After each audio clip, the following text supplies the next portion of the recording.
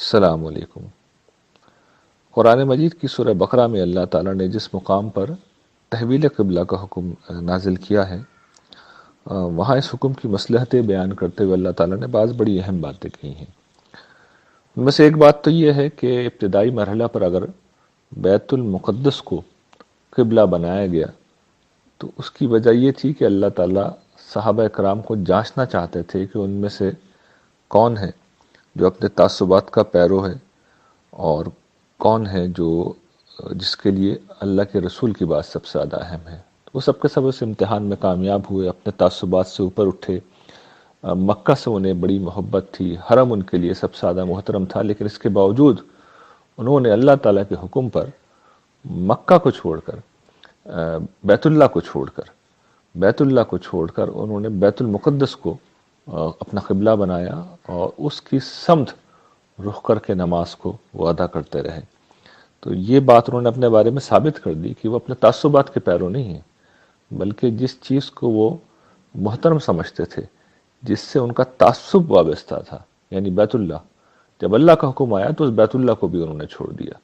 اور ان کی اصل وفاداری اللہ اور اس کے رسول کے ساتھ ہے۔ تو اللہ تعالیٰ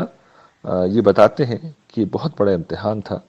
لیکن وہ امتحان سے سرخرو ہو گیا۔ اس کے بعد پھر اللہ تعالیٰ یہ بتاتے ہیں کہ یہ جو امتحان اللہ تعالیٰ نے اس طرح کے جو امتحان پیدا کرتے ہیں اللہ تعالیٰ، اور یہ ہے وہ بات جس کی اب مجھے تفصیل آپ کے سامنے کرنی ہے، اس کا مقصد یہ نہیں ہوتا وما کان اللہ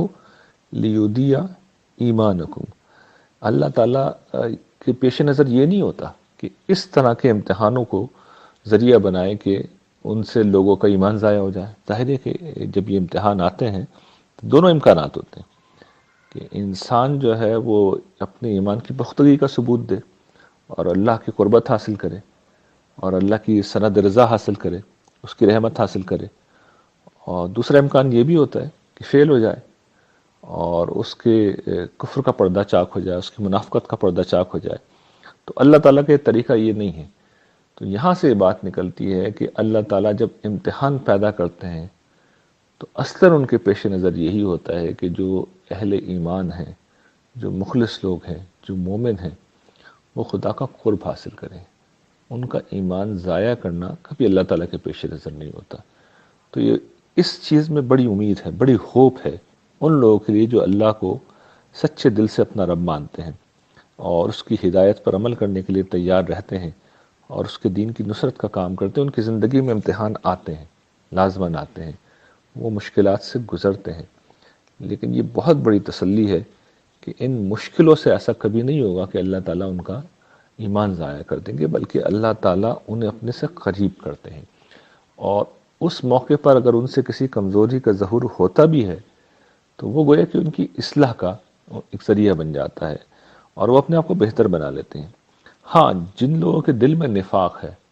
ان لوگوں کے لیے اس طرح کے امتحان اصل میں ان کو ایکسپوز کرنے کا سبب بنتے ہیں، لیکن سچے مومنوں کے لیے یہ امتحان ہمیشہ اللہ تعالیٰ کی قربت کا سبب بنتے ہیں۔ تو امتحان سے کبھی نہیں گھبرانا چاہیے، کبھی پریشان نہیں ہونا چاہیے۔ جس نے ڈالا ہے وہ نکال کے بھی لے جائے گا، جس نے امتحان لیا ہے وہ آپ کو پاس بھی کرے گا، اگر آپ سچے دل سے اس سے محبت کرنے والے ہیں اور اس کی بات ماننے کے لیے تیار ہیں۔ تو اللہ تعالیٰ چھوٹی موٹی کوتاہیوں کو معاف بھی کرنے والے ہیں، بلکہ انسان توبہ کرے تو بڑی کوتاہیوں کو بھی معاف کرنے والے ہیں۔ لیکن میں عمومی اعتبار سے عرض کر رہا ہوں کہ بندہ مومن اس طرح کے امتحانوں میں اس سے یہ تو ممکن ہے کوئی چھوٹی کمزوری ظاہر ہو جائے، لیکن بالعموم جمے رہتے ہیں، ڈٹے رہتے ہیں، رجوع کرتے ہیں، مدد مانگتے ہیں، اور پھر اللہ تعالیٰ ان کو نکال بھی دیتے ہیں۔